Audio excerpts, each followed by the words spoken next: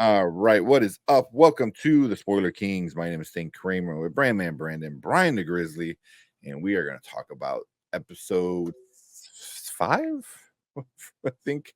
The newest episode of Interview with the Vampire. I lost track. Yeah, season 2, episode 5, I believe it is. Mm-hmm. What did you guys think about this episode? Holy crap. Pretty sure. A lot to unpack.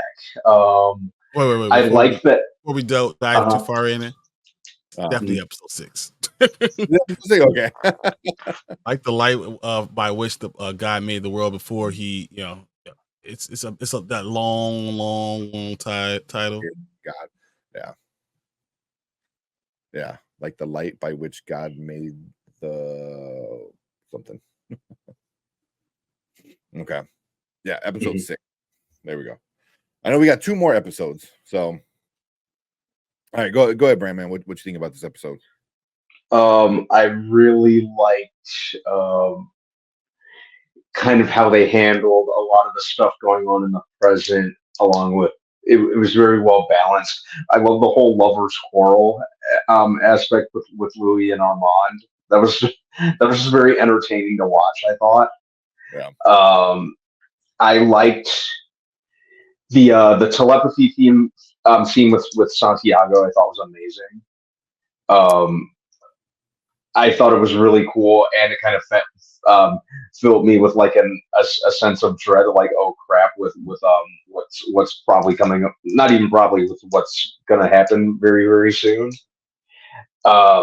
I liked what was the other thing I was going to talk about?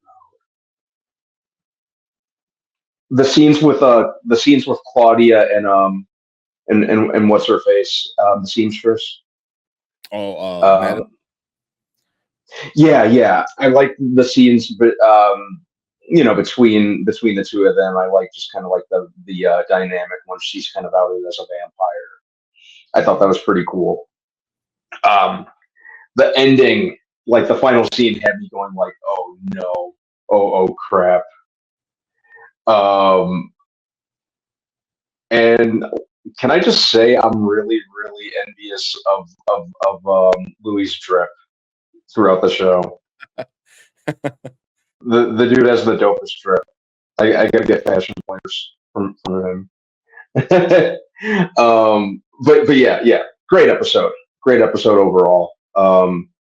I just really like this more and more. I'm starting to like season 2 more than I did the first one, to be honest. Yeah. Each episode, I kind of feel like they up their game. Okay. Well, you, Brian. All right, so it was, just really, really well done. As you talked about, Madeline and Claudia, you talked about Armand and Louis thing. That dynamic is so toxic. It's amazing. But I think something I really wanted to focus on was Daniel and the idea that he's afraid. So it's like you see these great writers who like interview these dictators, right? And they're like afraid at any point in time. This dictator, they know that they could chop off their head at any point in time. So, but they're getting to the point where Daniel is starting to really he can see what's going on. And he knows he's really prodding at the right things and getting the story out. And he feels like, 1, I'm never going to get the story out, right?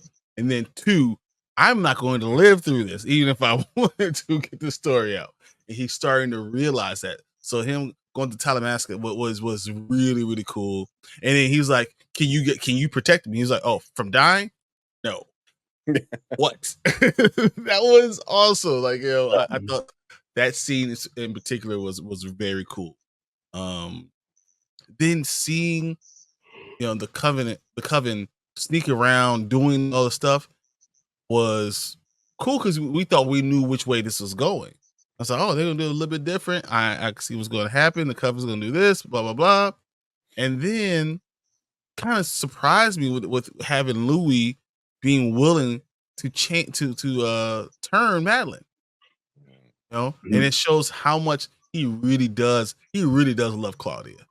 Like he doesn't talk about love because he was an ex pimp, so he don't talk about that type of stuff a lot, So he leaves it kind of just open ended. Because even Madeline, we find their turn and they were having that dinner, and she asked, "Why don't you ever tell him how much you care about him, how much you love him?" And he's just like, "Oh, he knows," because that's what you do. You maintain the power in relationship by not saying that. It's such an old high school thing, but it's still true to this day. So like those things were just really standouts for me in this episode. Not to mention, the whole thing with Claudia and Madeline, that relationship was amazing, and then the betrayal, the Armand betrayal was almost like Judas, because the way he did it, he betrayed, and he walked out of the restaurant, and he saw them coming. He basically signaled them all to come in to do it. It's like kissing Jesus on the cheek. Like it's the biggest betrayal that you could have, and Louis never saw it coming. Yeah, and it's also the timing of when he does. He's walking out to get a cigarette to like tell everyone, hey, come and do it. As Madeline and Louis are talking about how much Louis loves Armand. It's like, because it's that moment, why don't you tell him how much you love him? Oh, he knows how much I love him. And then this and that, and they're going back and forth like, oh, and then that's the moment it happens. That's the moment he does the betrayal. Like when somebody else can sense the love of between Armand and Louis, and it's like, boom, like you're dead. It's like that was nuts. It was Judas. I know it was Judas kiss. Yeah. But my point was he kissed Jesus on the cheek. So yeah. Luke really showed a lot of range during this episode. He really did. He was even Armand too, because he went from being like, oh, you're the bad guy, to defending himself, and he's like, you made me do it. You asked for this. He goes, I didn't want to do it. You did it. So it's kind of like it started to flip that, and I thought all of them were really, really good. Like the four main characters. I think he also showed Armand as being such a bitch. Yeah. Just honestly, oh yeah. Of Judas, the framed portrait of Judas betraying Jesus in their bedroom. You see in the first episode. Yeah, a little foreshadowing. So but yeah, Armand, dude. If you were ever team Armand or team Lestat, you know which team you really are. And then at the end of the episode, to see Lestat and understand, hey, it's almost your turn. It's almost your time. And you see him there, and you know he's gonna be in that trial. You know the portrayal that Sam Reed does for Lestat, like the energy and the chemistry between Louis and Lestat is going to be so dynamic. I'm so excited about it for this next episode. Episode 7 is going to be knocked out of the damn park. I know it. I can feel it. I was angry when it ended. I was like, I can't believe you're gonna put me here right now. I gotta wait a whole nother week to get this. Oh man, it was so good. Like they really did a great job with this episode. So yeah, it was. Oh man, real quick with some of the what's up? Naya said, so Armand, who put the whole coven to sleep in like the half a second, couldn't fight them all because they would. I didn't even think about that because they would kill him. So it only shows us the back of them. Armand just lying. I didn't even think about that. That is true. It's like Louis saw it happen. He's like, I can knock them all out. Like, what are you talking about? Like, they can gang up on me and get me. I didn't even think about that. That is a good point. So that should have been like a first like little hint, like, oh, you're lying. You're not telling the truth. Damn. That's a good catch. I didn't even think about that. Why would you be running from the coven? Like, at any point in time, you were more powerful than all of them. Yeah. So that is interesting. Also, he told me, he goes, oh, they gave me a choice and I made my choice. Like they don't show you telling. He's like, oh, I chose you. He just says, I made a choice. I made the choice. It was like, if he's Montre, there's nothing they could have done. There's no choice he had to make. He would just kill them all like he did before, or just or let them all die like he did before. that's a real thing that he will do. Yeah. No, he was just a punk because I think being in love creates an uneasy feeling for everybody, right? Mhm. And I think in the back of Armand's mind, he didn't like being out of control. He Yeah. doesn't like calling Louis macho. Like he doesn't like that idea. Mhm. Yeah. Yeah, it was a way His for way or him. the highway. Yeah, exactly. So let me go ahead and pull some of this power back. Mhm. So secretly, he wanted to do it, and he probably knows he's tired of Claudia, and he knows that she can't be alive, and him hold on because though he said he doesn't like that power, he probably does like the power, but he also wants Louis to be under his control. Mhm. And you know that actor. What's the actor's name that plays Armand? Kind of remind me. Of who? Asad Zaman. Oh yeah. Yeah, like one thing I like about him is he's really good with like kind of like facial language. Just Mhm. kind of his expressions. You can tell when he's fed up with something or doesn't like the notion of not being in control because his face really says it all. He's one of those where his facial expressions, it's easy to get a read on what he's feeling, and he doesn't even have to say anything, which Yeah. is something that I really appreciate about him. Like I said, I never have trouble knowing what he's feeling, and he doesn't have to say a whole lot to convey that. Yeah. Mhm. There was they talking about like how he's feeling. There was a part in the episode, I think, when they come back after Daniel had the dinner with the Talamasca guy, and they came back and he asked him for a drink. I forgot what drink he asked him for, and he got it. And he told him, he goes, "Next time, more blah blah blah." He goes, "Oh, or whatever. yeah, vermouth or something like that." And Rashid was like, "Oh, you want me to make another?" He goes, "No, just he made it better." I was like, and then Armand gave him that look, like it cuts to Armand, and this is that look, like, oh, I like F you, I'm not a servant kind of thing, like it was But just that Daniel whole keeps on vibe. poking the tiger, knowing at any point in time they can snap. And then the line that the Talamasca guy said, he said, "Oh, you worried about Armand? It's the other one you should be worried about." Yeah. So like there's a bunch of stuff that we're missing, like with Louis, and it's gonna get crazy, and just that, like you said, he keeps poking at it, and I'm like, I think I really love Daniel because he's just an asshole, even if it's at his own like detriment of like, hey, you might kill me for this, but you know what? I'm gonna do it anyway. Asshole, I'm gonna do it anyway, and him doing that is like, oh, but he made it better. I was like, bro, shut up! Like he's gonna go over there and just like slice your neck like before you blink. It's just, yeah. I thought that was like super. He's counting on Armand being a bitch. Yeah. That's just, Well, I mean, in the episode too, when he's like, oh, he said no, talking about turning Madeline, and then he's like, oh, he's never done it before. Even Daniel was like, what?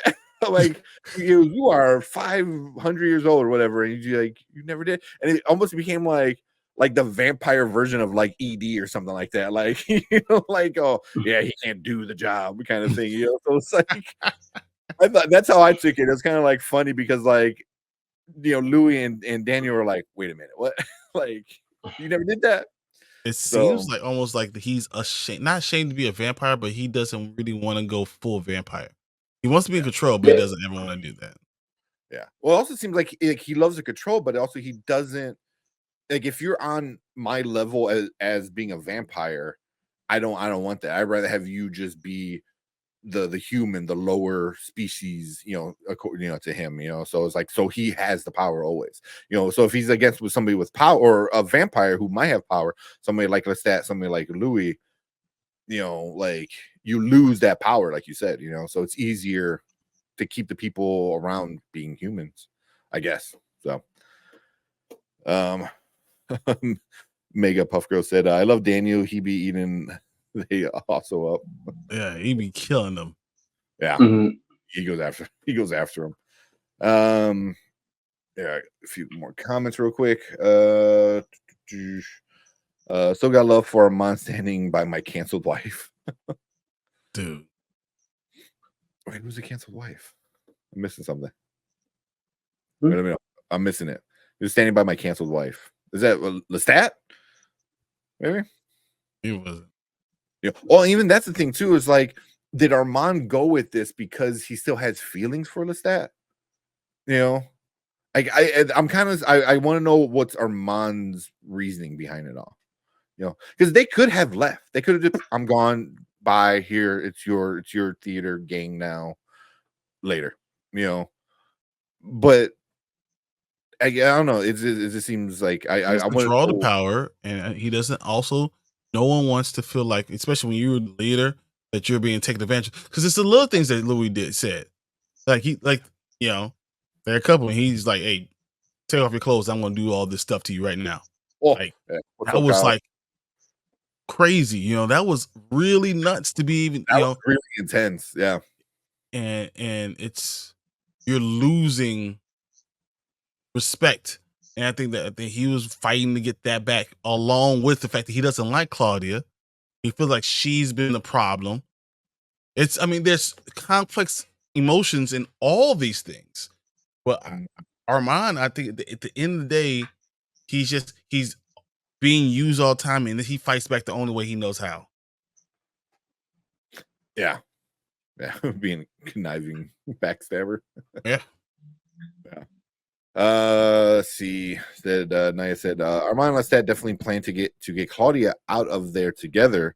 Lou even said that Claudia is a burden to their relationship. He did, and Mhm. he's like, oh yeah, I'll just tell him what he needed to hear. He said, but do you believe that? And Louis never responded. Never responded yet. That's gonna be interesting. Your Valentine said, I don't believe that that dynamic is something he is used to. I think people misinterpret the power structure of Dom sub. Ultimately, the sub Armand has the most power. Yeah, I think we were getting that he was. I don't know. It's just really interesting because it's like because leading up to it, you're like, oh, Armand's the one in charge. He's implanting these thoughts and memories or hiding things on purpose. But now you find out that It he's was like, oh, you Louis. do it. You made me do this. You made me do that. Like I did this because you told me to do it. I don't know. It's really interesting. It's really interesting because like, does that make him the sub now? But then by that logic, he's the one with the power.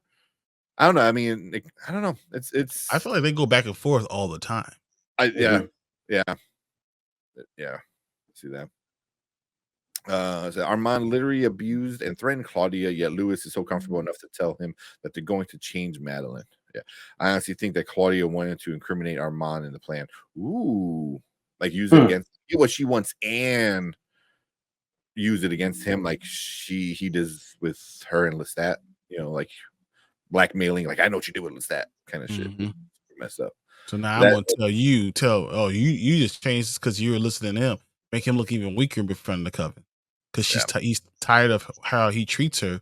Hey Claudia, go pop something else over there. Oh really? So she's gonna try to get some from him, and maybe that's the reason why he's done with Claudia, or one of the reasons. Yeah. Martin has always been a servant. He is only the leader because he was placed in that position. There's still vamps over him. He isn't all powerful. Okay. But Yeah. he's more powerful than his coven. Just because he's so much older. Yeah. Like physically more powerful. Even Lestat, and he's more powerful than all of them because he's been around for such a long time. Yeah. But I know he was kind of placed there.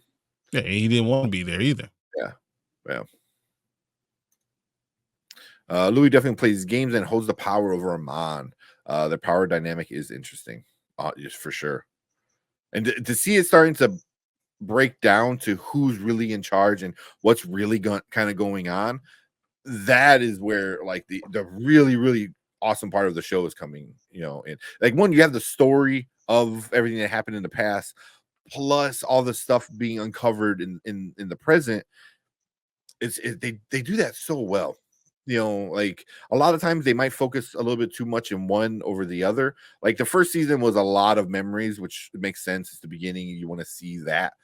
This one, they're definitely showing more newer like, current time, what's going on, so I like that a lot. Which I like, because we're kind of used to it being the other way around. Yeah. Like the main narrative taking place in the past. So it's kind of refreshing to see a lot of it in the most of the narrative in the present day.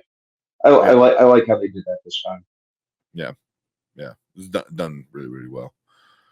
I think that Daniel is going to be Armand's first fledgling. Fledgling. So like the first person that he changes will be Daniel. Oh, okay. Yeah. Armand definitely wants to sink his teeth into Daniel like he did in the 70s. I can see that. Is Armand strong enough to feed him his blood? Is he finally gotten over all that crap? Yeah. Is Daniel going to push it to the level that can't get past? Man, that's so interesting, because like I know what's gonna happen with Claudia. I'm kind of curious to see what with the Lestat and stuff like that. Like if it goes somewhat with the movies that we got in the past, the Queen of the Damned mostly. So I'm kind of curious to see where they go with that. But I've seen those movies. I kind of know those stories, kind of.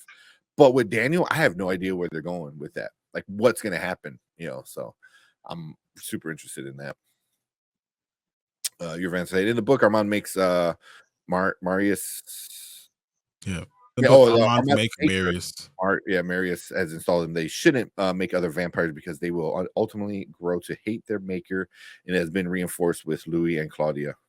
Very interesting. I like that idea. That makes perfect sense. Yeah. Very smart. Yeah. And that's true. Like everyone hates their maker, which is crazy. Or killed them. Or kills them. Yeah. It has an unbelievable connection with them too. Because you feel them and they can feel you. You share that. Yeah. So creating another vampire makes you vulnerable. Makes you vulnerable? Oh, because you allow them into like your head and you see things and all that stuff. That's why real quick, go back to why when they changed Madeline, it was interesting because Claudia jumped in on it. So now some of Claudia's things were getting mixed in there with it. So it was kind of like a little threesome, kind of, but more of like memories and of the mind kind of thing. So you had like all this stuff. So it was very sensual though before between them. It was, because you saw Claudia and then Madeline said, "Go ahead." Like she invited Louis, right? Yeah. And then when you saw, Claudia's instinct start to take over, he still said, "Yes, I allowed it to happen." So it became a little bit more sensual, like almost weird, but it was interesting. Yeah, that's why it was like almost like a threesome almost, but it's weird because like Louis and Claudia, like they have a connection where it's not romantic. It's definitely more parent, daughter, brother, sister kind of thing, but when he was talking, he was scolding Madeline. He was like, "That's Papa Louis back here again." He came back to being Papa. Yeah, because it was like, what are your plans with my daughter? That type of thing, I thought that was like kind of funny. But they're also like cute, because like he does love her and wants the best for her. Yeah, I think he actually wants her to be happy. So, he just want to make sure like, you're not gonna screw her over or anything. So, but yeah, it's been Armand's dream for a long time to get Lestat under control. You don't just go over 100-year obsession overnight. Yeah, that's true. Yeah, and at that point, it's been only from when Lestat left Armand, like a couple decades, right? No, because Lestat and Louis spent what a long time together. 100 years. It was 100 years before he met Louis that he knew Lestat, right? That's what it was. Something along like that. So, oh yeah, 100-year obsession. Yeah.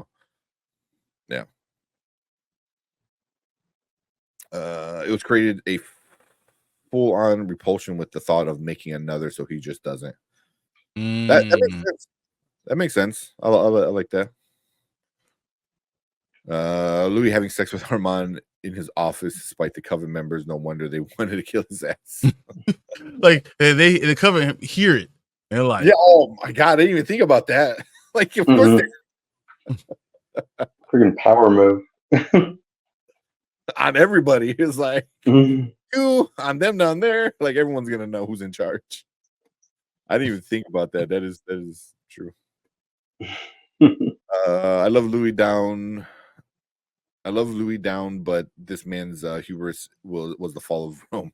I went back and watched episodes 2 through 4 of season 2, and the number of times Armand spent giving him the shortened version of the coven is getting mad at you. You should probably get out when you can. Exactly. so how often can you blame yourself? Yeah, Well, you like, did warn me. You did warn me.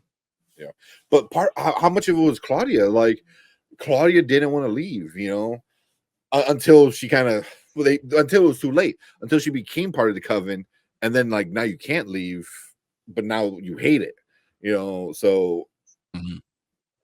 it is like his hubris, like, but also his need to make Claudia happy. I think too, maybe it's like that father, bigger brother kind of thing. Like, oh, I want to set you up for happiness no matter what. Because as she said, she's been the third wheel in every relationship, and he felt responsible for that. Because changing her, being the third wheel with Lestat, and then being this third wheel with Armand, he felt responsible and giving her an opportunity to make her own happiness. Because he says, said, I believe they would have been truly happy if they could get out.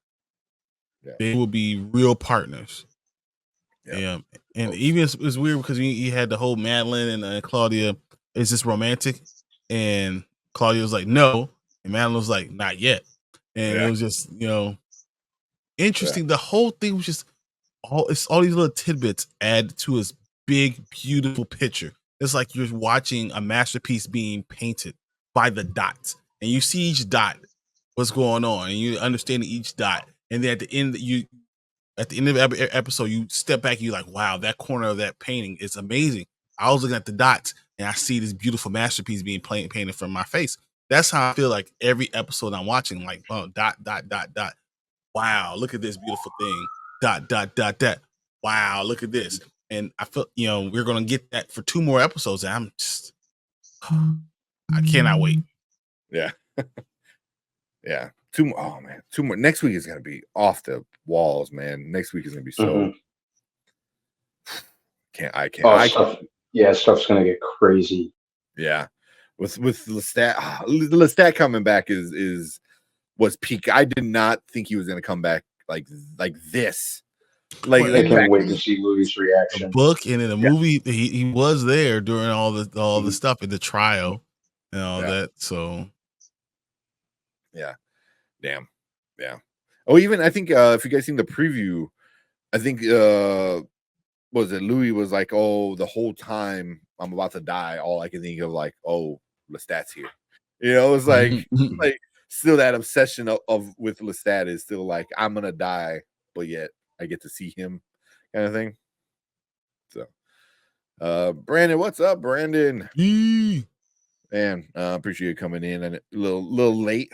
But so the question I always had about vampires is, since if vamps are immortal, if you bite someone with AIDS, do you just live as a sick vamp forever, or does the vamp destroy the virus? That's actually a good question. If it's anything like the drugs, because remember, like last week we had Daniel who was high on cocaine, I think it was, and drunk probably too, and it the blood was making the vampire high. So yeah, but AIDS is a disease that affects the living. Yeah, the immunity system. You don't have it. They're cold, not living anymore technically. So the undead. So I don't think that word. So worry about that. Yeah, is it like a Deadpool situation? Like you're constantly dying and constantly healing. But they're dead. They're dead. You say you saw her. He said like they're making Madeline. It was like you feel colder and colder and colder because you're no longer human. So like if you're no longer human, then those type of diseases doesn't bother you anymore. Yeah, probably. And also he was eating, he wasn't turning him too, right? So when Louis was with Daniel, he was eating him. So yeah, so probably doesn't affect. Nice. Lestat really didn't enforce any type of rules or structure. His only rule was stay with me and love me. Honestly, they really had it good. Yeah. Yeah.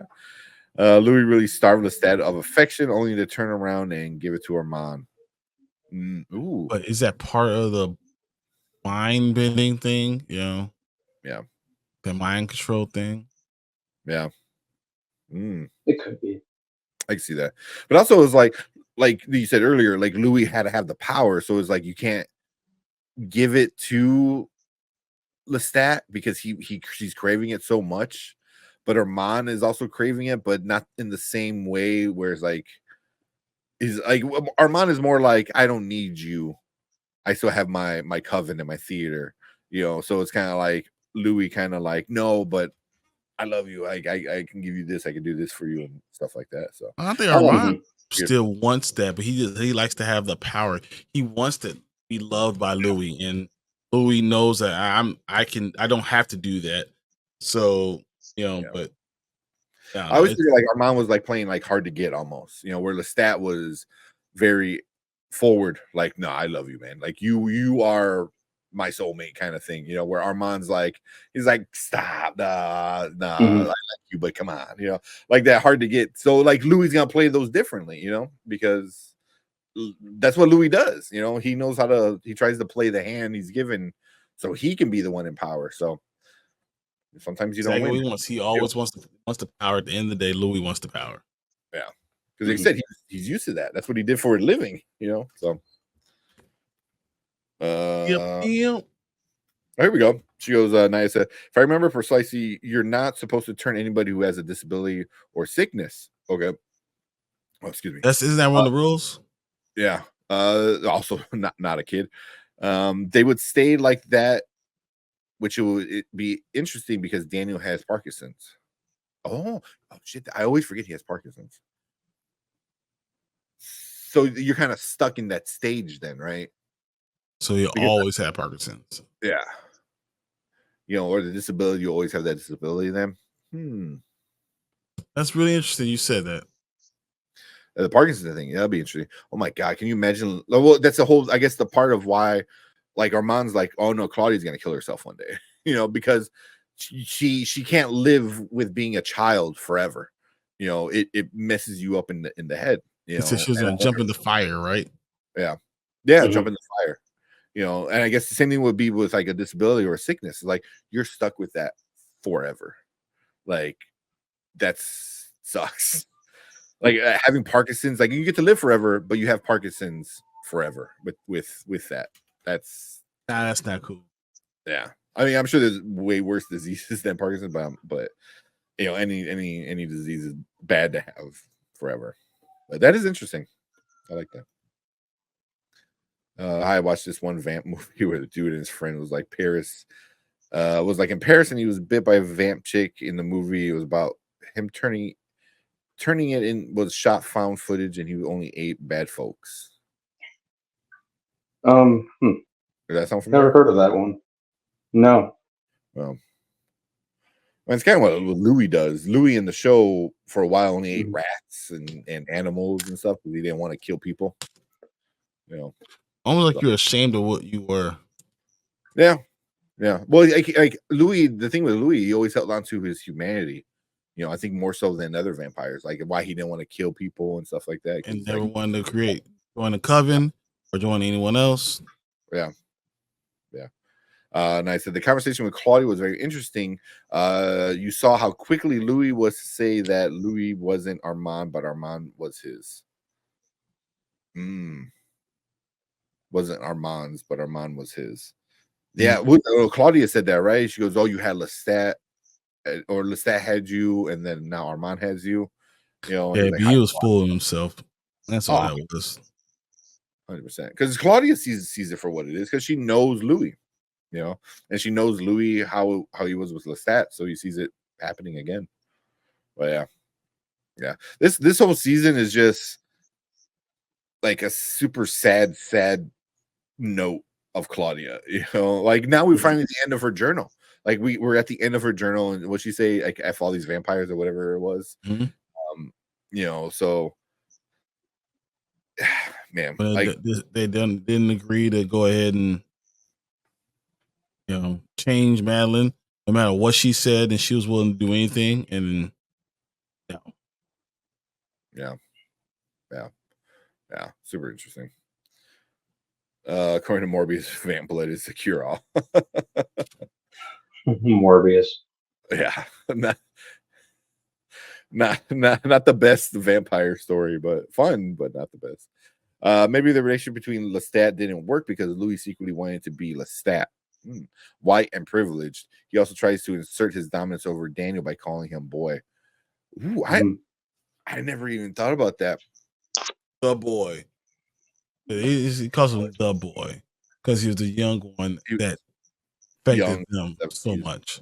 Yeah, but that, I mean, that could be like a dominance thing too.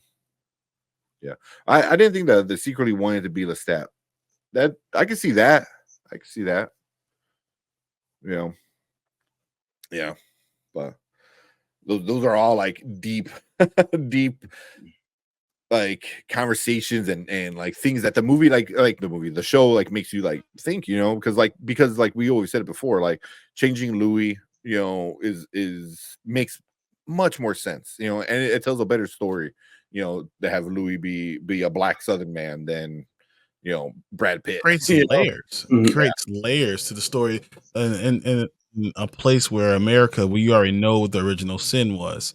So like having that along with the real life things helps you kind of relate to it more. Yeah. Yeah. You know, and then even like with Lestat being from Europe, you know, being from, you know, the white guy from Europe with money, you know, coming over to America, Southern America, stuff like that. So, yeah. So he calls him boy in the Southern Jim Crow essence. That's why I was like, when Daniel in the first season said that he wasn't Louis' effing boy. I got to watch that again. But that's interesting. I do remember him saying that a lot. But I always got, like you said, like it was like, because when he saw him, he was like a kid almost, you know, from in the 70s. It was the boy. They're always talking about. Kid. They always messed up everything for us. Yeah. But yeah, this show, man, this show is so freaking good. You know, like this episode was really good because it felt like the entire episode was just so tense from beginning to the end. It just got tenser and tenser and tenser, and it was just like you're you know, sharpening the knife just to stab someone in the next episode. You know, it's like you see it all kind of coming together, and this was like the getting to that point where next week is going to be, I think, the peak. Next week is going to be the holy shit they did it episode. You know, I think, you know, and then the last episode might be the tying up loose ends and getting ready for next season. You know, so I think next episode might be the best episode of the season. It's the trial that we've been talking about, wanting to see. So that's going to be so cool, and seeing how, you know, Lestat portrays, you know, Louis, what exactly happens. Exactly. I just can't wait to see Louis' reaction to see Lestat actually well, you know, as alive as a vampire could be, but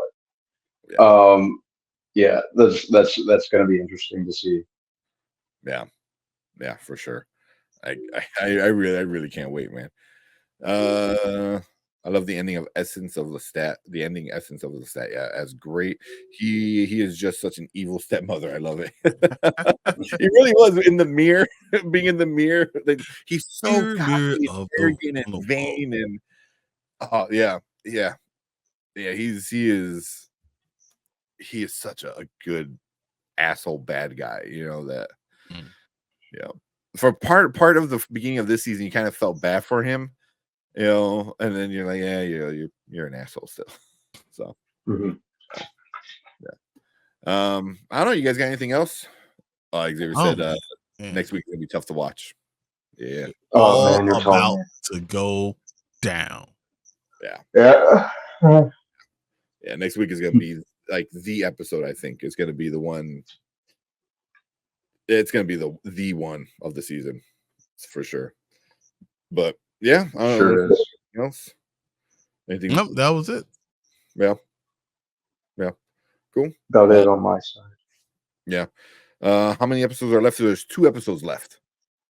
2 more episodes. There, episode 7 and episode 8, and then that's it for season 2. So, yeah, it's gonna be fun. It's gonna be fun. It's gonna this show needs to get some damn Emmys, like legit. Like it needs to get some Emmys. Seriously. Yeah. But yeah, we'll end that there. If there's anything that you want to talk about that we might have missed, leave a comment down below. Let us know what you think if you're watching the replay. Do you like it? Do you hate it? Any theories you might think might happen or you want to see happen? But we appreciate everyone in the live chat. Hit that like button, hit that subscribe button if you haven't done that already. We appreciate all you guys coming in and hanging out with us. But if you're in the live chat, stick around because we gotta move on to our next topic for the night.